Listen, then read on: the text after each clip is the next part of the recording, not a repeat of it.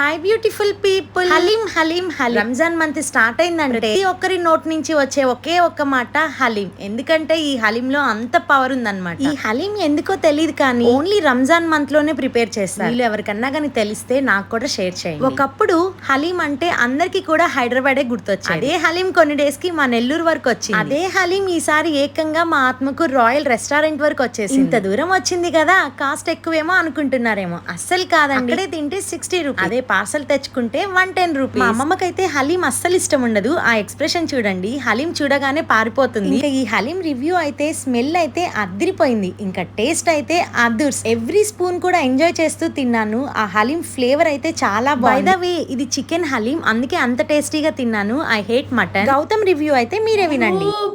ఇంకా మా సిస్టర్ కి, మా పిన్నికి, అందరికి కూడా ఈ హలీం చాలా బాగా నచ్చింది. కొట్టుకొని తిన్నాం.